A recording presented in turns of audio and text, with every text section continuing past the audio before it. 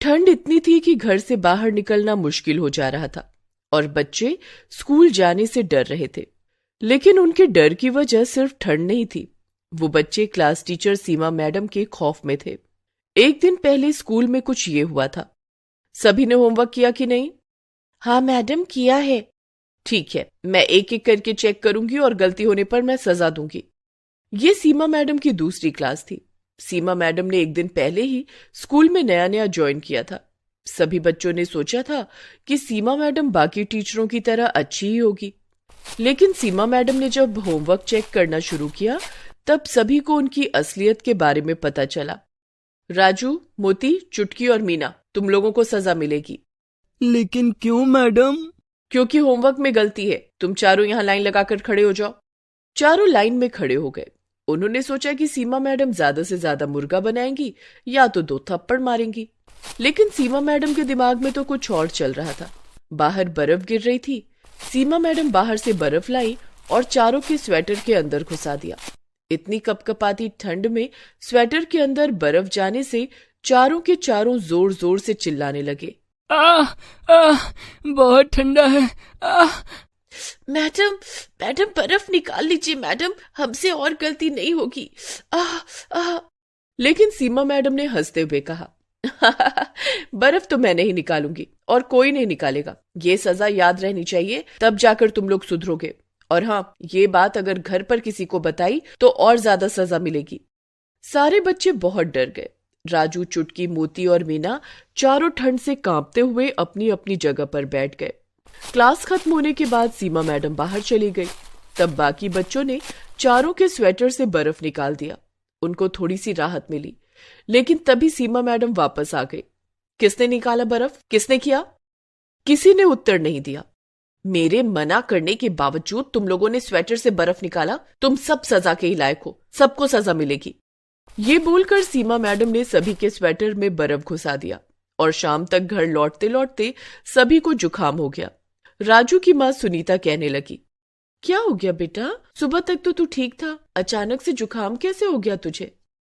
राजू सब कुछ सच सच बताने जा ही रहा था, लेकिन तभी उसे सीमा मैडम की बात याद आ गई। और हाँ, ये बात अगर घर पर किसी को बताई तो और ज्यादा सजा मिलेगी। ये सोचकर राजू डर गया और उसने अपनी माँ से कहा, माँ, वो बाहर बहुत ठंड है ना, ऊपर से बर्फबारी भी हो रही है, इसीलिए ठंड लग गई है। मैं कल स्कूल नहीं जाऊंगा। नहीं जाएगा? लेकिन क्यों बेटा? थोड़ा सा जुकाम ही तो है। नहीं माँ, जुकाम ठीक होने के बाद ही स्कूल जाऊंगा। नहीं बेटा, एग्जाम सर पर है, अभी स्कूल जाना ही होगा। सुनीता ने राजू की बात नहीं मानी। उसने सोचा कि राजू छोटा है इसीलिए बहाना बना रहा है। अगले दिन राजू स्कूल गया। बाकी बच्चे भी स्कूल आ गए। वो सभी सीमा मैडम के खौफ में थे। आज भी सीमा मैडम आएंगी और हमसे कुछ ना कुछ करवाएंगी। मुझे तो बहुत डर लग रहा है, पता नहीं आज क्या होगा। कुछ देर बाद सीमा मैडम क्लास के अंदर आई और कहा, बच्चों, आज पढ़ाने का मूड नहीं है, आज मैं आराम करूंगी। राजू, चुटकी यहाँ आओ और मेरे पैर दबा दो। सीमा मैडम कुर्सी पर बैठ गई। राजू और चुटकी पैर दबाने लग गए। अरे अच्छे से दबाओ, ताकत नहीं है क्या? मैडम, मुझे जोर की भूख लगी है। तुम लोग टिफिन लाए हो ना? हाँ मैडम, लाए हैं। हाँ, तो एक एक करके मेरे सामने टिफिन ले आओ। जिसका खाना मुझे अच्छा नहीं लगेगा उसे सजा मिलेगी। ये सुनकर डर के मारे सभी बच्चों के हाथ पैर ठंडे पड़ गए। बच्चों ने अपना अपना टिफिन लेकर लाइन बना लिया। लाइन में सबसे आगे टीना थी। उसने सीमा मैडम को टिफिन खोल कर दिया। उसमें पूरी सब्जी और गाजर का हलवा था। अरे वाह, पूरी सब्जी और गाजर का हलवा, बहुत बढ़िया, खाकर देखती हूँ। सीमा मैडम ने पूरी सब्जी और गाजर का हलवा खाया और फिर उंगलियां चाटने लग गई। बहुत स्वादिष्ट था खाना। टीना, तुम बैठ सकती हो। उफ, आज तो बाल बाल बच गई। उसके बाद मीना टिफिन लेकर आई। उसकी माँ ने पोहा बनाकर दिया था। टिफिन खोलते ही सीमा मैडम ने मुंह बना लिया। अरे छी छी छी, सारा मूड खराब कर दिया। पोहा कौन खाता है यार? पोहा क्यों लाई है? मीना डर डर कर बोलने लगी, मुझे पोहा पसंद है मैडम, इसीलिए माँ ने बना कर दिया है। पोहा कितना सूखा होता है, पोहा नदी में फेंक दो तो नदी का पानी ही सूख जाएगा। मीना मन ही मन सोचने लगी, हाय आज तो मर गई, मैडम को पोहा पसंद नहीं है। मीना, तूने मेरा मूड खराब किया है, मैं तुझे सजा दूंगी। मीना ने तुरंत रोते हुए सीमा मैडम के पैर पकड़ लिए। मुझे माफ कर दीजिए मैडम, मुझसे गलती हो गई, कल से मैं पूरी हलवा हिलाऊंगी।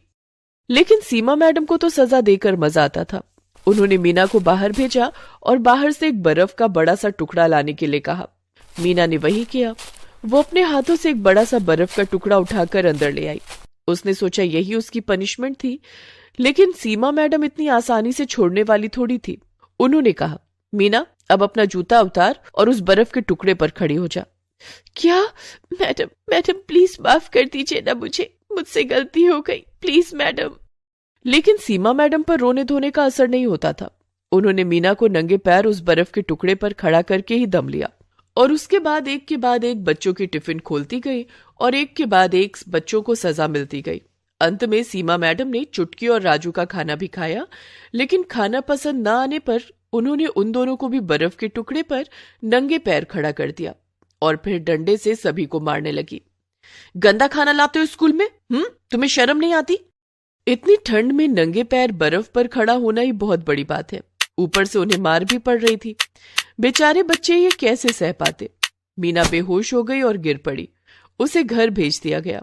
उसके माता पिता ने भी सोचा कि ज्यादा ठंड की वजह से हुआ ऐसा, लेकिन मीना भी अपनी माता पिता से सच कहने में डर रही थी। वो भी सच नहीं बोल पाई। इसीलिए सीमा मैडम को और ज्यादा छूट मिल गई। वो हर रोज बच्चों पर अत्याचार करने लगी। कभी वो बच्चों पर ठंडा पानी छिड़कने लगी तो कभी ठंड में क्लास का पंखा चलाने लगी। इससे सभी बच्चे परेशान हो गए। 1 महीना ऐसे ही बीत गया। स्कूल प्रिंसिपल को कुछ भी पता नहीं चला और 1 महीने से ये सब सहते सहते बच्चे परेशान हो गए। हमें कुछ करना होगा, ये सब कब तक चलता रहेगा?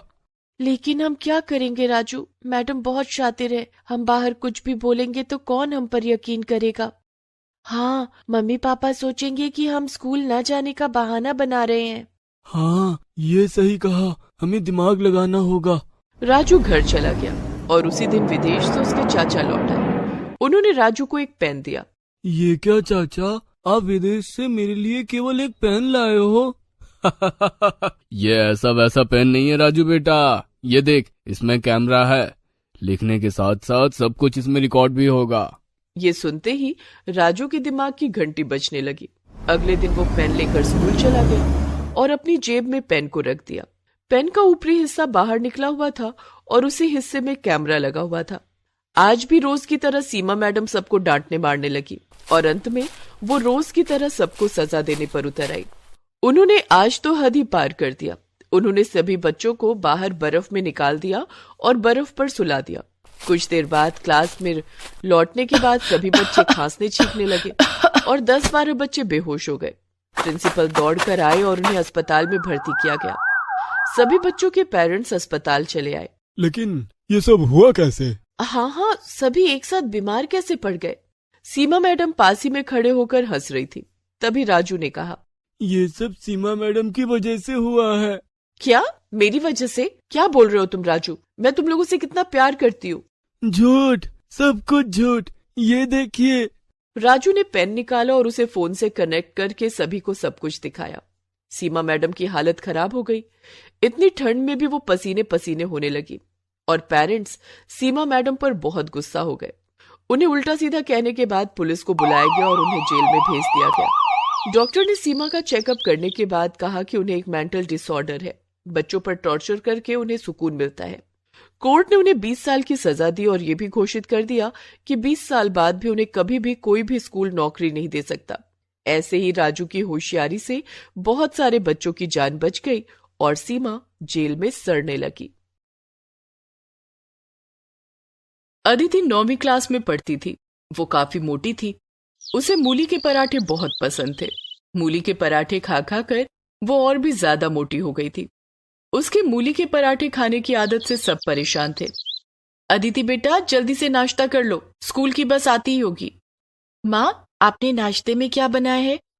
आज तो मैंने आलू के पराठे बनाए हैं। माँ, आपको पता है ना कि मुझे मूली के पराठे कितने पसंद हैं। आप मूली के पराठे क्यों नहीं बनाती? मैं स्कूल तभी जाऊंगी जब मुझे मूली के पराठे खाने को मिलेंगे। अदिति बेटा, अभी तो गर्मियों का मौसम है। मूली का सीजन तो ठंड में आता है। ठंड का मौसम आने दे, तुझे मूली के पराठे बनाकर खिलाऊंगी। प्रॉमिस? प्रॉमिस बेटा। अदिति उस दिन आलू के पराठे खाकर और वही लंच में लेकर स्कूल चली जाती है, लेकिन उस दिन से वो ठंड के आने का इंतजार करने लगती है। अक्टूबर का महीना था। अदिति जल्दी से अक्टूबर के खत्म होने का इंतजार करने लगती है। नवंबर से ठंड शुरू हो जाएगी, तब बाजार में मूली आ जाएगी और मम्मी मुझे मूली के पराठे बनाकर खिलाएगी। अदिति दिन गिन रही थी। कुछ दिनों के बाद अक्टूबर का महीना खत्म हो गया और नवंबर का महीना शुरू हो गया था। अदिति एक दिन स्कूल बस से घर लौट रही थी, तभी उसने घर के पास देखा कि सब्जी वाला ठेले पर मूली बेच रहा था। उस दिन घर जाकर उसने अपनी माँ से कहा, माँ, बाहर सब्जी वाला ठेले पर मूली बेच रहा है, चलो ना मूली खरीद लो। प्रीति बाहर जाकर देखती है तो सब्जी वाला मूली बेच रहा था। सब्जी वाले भैया, मूली कैसे दिए? 60 रुपए किलो मैडम। इतना महंगा? बहन जी, सीजन का नया मूली है, अभी अभी बाजार में आया है, महंगा तो होगा ही। भैया 50 रुपए किलो लगा दो। नहीं हो पाएगा बहन जी, इतनी तो हमारी खरीद भी नहीं है। सब्जी वाला जाने लगता है। अदिति जिद करने लगती है, माँ, आपने कहा था कि ठंड के मौसम में आप मूली के पराठे बना कर दोगी, आपने मूली क्यों नहीं खरीदी? प्रीति को मूली खरीदनी पड़ती है। वो सब्जी वाले को रोकती है, भैया जरा रुको, 1 किलो मूली देते जाओ। ये लो बहन जी। सब्जी वाला 1 किलो मूली प्रीति को देता है। ये लो आपके 60 रुपए। मूली देखकर अदिति बहुत खुश हो जाती है। उस रात डिनर में प्रीति मूली के पराठे बनाती है। अदिति ने 4 मूली के पराठे खा लिए। माँ, मुझे एक और पराठा चाहिए। अदिति बेटा, तूने 4 पराठे पहले ही खा लिए, जरा अपने वजन की ओर भी देख, कितना ज्यादा है। इतने पराठे खाएगी तो और मोटी हो जाएगी। ठीक है माँ, अभी मत दो, लेकिन कल सुबह नाश्ते में मुझे मूली के पराठे ही चाहिए, मैं तभी स्कूल जाऊंगी। ठीक है अदिति, कल सुबह तुझे मूली के पराठे ही दूंगी। दूसरे दिन भी प्रीति अदिति को नाश्ते में मूली के पराठे बनाकर देती है। अदिति नाश्ते में भी मूली के 4 पराठे खा जाती है। अदिति, तूने रात में भी मूली के 4 पराठे खाए थे और अभी नाश्ते में भी। बेटा, इतना ज्यादा खाएगी तो और मोटी हो जाएगी। माँ, मैं मूली के पराठे देखकर खुद को नहीं रोक सकती। मूली के पराठे खाकर अदिति स्कूल चली जाती है, लेकिन वहां स्कूल में क्लास टीचर उसे ब्लैक बोर्ड के पास बुलाकर कहती है कि वो बच्चों को गणित का सवाल हल करके दिखाए। अदिति ब्लैक बोर्ड पर गणित का सवाल हल कर ही रही थी कि उसने बहुत गंदी गैस छोड़ दी। मूली के पराठे खाने के कारण उसकी गैस से बहुत गंदी बदबू आ रही थी। क्लास के सभी बच्चे अपनी अपनी नाक बंद करके क्लासरूम छोड़कर बाहर आ गए। क्लास में हंगामा बच गया।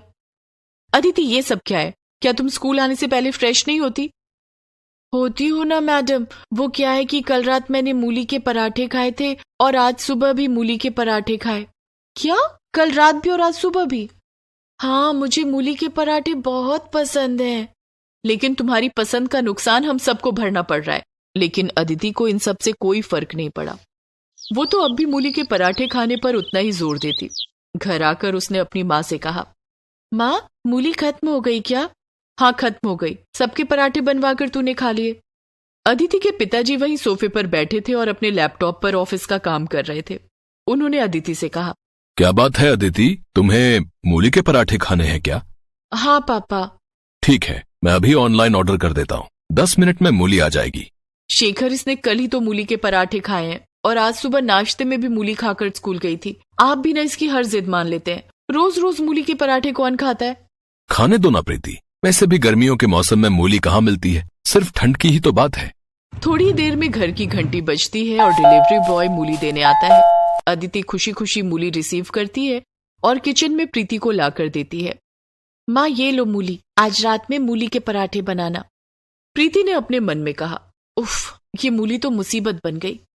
प्रीति ने ना चाहते हुए भी डिनर में मूली के पराठे बनाए और अदिति ने जमकर मूली के पराठे खाए। अब तो अदिति रोज रोज प्रीति से मूली के पराठे बनाने के लिए कहती, प्रीति, अदिति के लिए मूली के पराठे रोज बना दिया करो।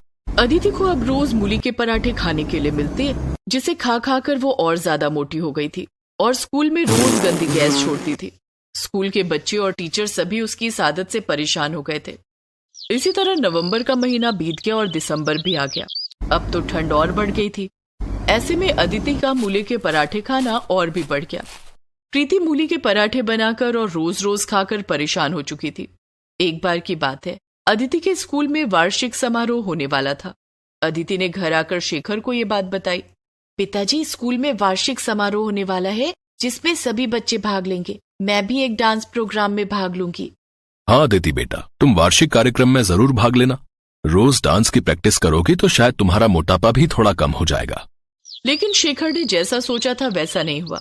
अदिति ने वार्षिक कार्यक्रम में भाग तो ले लिया, लेकिन डांस की प्रैक्टिस करने के बाद उसे और ज्यादा भूख लग जाती और वो पहले से भी ज्यादा खाना खाने लगी। अब वो पहले से ज्यादा मूली के पराठे खाती। ओहो, मैं तो मूली खरीद खरीद कर थक गई हूँ। कहीं देश में मूली का अकाल ना पड़ जाए। ऐसा बड़बड़ाते हुए प्रीति सब्जी वाले को रोकती है। सब्जी वाले भैया, रुकना जरा। बोलिए बहन जी, क्या दूं? मेथी का साग, बथुआ का साग, ताजे ताजे बैंगन या गाजर? अरे ये सब छोड़ो, मुझे 1 किलो मूली दे दो। रोज रोज मूली के पराठे खाती हो बहन जी? कभी कोई और सब्जी भी खाकर देखो। ठंड का मौसम है, इतनी सारी हरी पत्तेदार सब्जियां हैं, सब अभी खेत से तोड़ कर लाया हूँ। प्रीति ठंडी सांस भरते हुए कहती है, हमारे घर में तो सिर्फ मूली के पराठे ही खाए जाते हैं। आप मुझे मूली ही दे दो। फिर 1 किलो मूली में क्या होगा? आप 2 किलो मूली ले लो, क्योंकि कल मैं सब्जी लेकर नहीं आऊंगा। सब्जी वाला प्रीति को 2 किलो मूली दे देता है। प्रीति मूली के पराठे बनाती है। इधर अदिति का वार्षिक कार्यक्रम नजदीक आ गया था। माँ, कल हमारे स्कूल में वार्षिक कार्यक्रम है। आपको और पापा को स्कूल आना है। ये रहा पास। ठीक 11 बजे आप दोनों स्कूल आ जाना। ठीक है अदिति बेटा, मैं और तेरे पापा स्कूल आ जाएंगे। माँ, कल नाश्ते में मूली के पराठे बना देना और मुझे लंच में भी 4 मूली के पराठे दे देना। ठीक है। दूसरे दिन अदिति नाश्ते में 4 मूली के पराठे खा लेती है और लंच में भी 4 मूली के पराठे लेकर जाती है 11 बजने से पहले। कार्यक्रम खत्म होने में पता नहीं कितना वक्त लग जाएगा। मैं लंच अभी ही कर लेती हूँ। और अदिति ने लंच में मिले मूली के पराठे खा लिए। अदिति को इस बात का अंदाजा नहीं था कि इतना ज्यादा मूली के पराठे खाना उसके लिए कितना मुश्किल हो जाएगा। जब 11 बजे कार्यक्रम शुरू हुआ तब अदिति अपने क्लास के बच्चों के साथ एक डांस परफॉर्म कर रही थी। लेकिन उसी बीच मूली के पराठों ने अपना असर दिखाना शुरू किया और अदिति गैस छोड़ने लगी। गैस की बदबू इतनी गंदी थी कि स्टेज पर नाच रहे दूसरे बच्चे स्टेज छोड़कर भागने लगे। सारे बच्चे स्टेज छोड़कर भाग गए और अदिति अकेली रह गई। इस तरह उसका डांस शो पूरा नहीं हो पाया। कार्यक्रम में मौजूद स्कूल के प्रिंसिपल, टीचर, स्कूली बच्चों के अभिभावक भी गैस की गंदी बदबू से अपनी अपनी कुर्सी छोड़कर भाग गए। सभी एक दूसरे के साथ कानाफूसी कर रहे थे। कार्यक्रम में आए अदिति के माता पिता को काफी शर्मिंदगी महसूस हुई। अदिति रोते हुए उनके पास आई। माँ, देखो ना, सभी लोग कार्यक्रम छोड़कर भाग गए और सब मेरे बारे में पूछ रहे हैं। अदिति बेटा, मैंने तो तुम्हें पहले ही कहा था कि इतना ज्यादा मूली के पराठे खाना ठीक नहीं है। ये सब उसी का नतीजा है। मूली के पराठे खा खाकर तुम और भी मोटी हो गई हो और आज तो जो हुआ तुमने देख ही लिया। सॉरी मम्मी, मैं आज के बाद मूली के पराठे नहीं खाऊंगी। चलो, देर आए लेकिन दुरुस्त आए।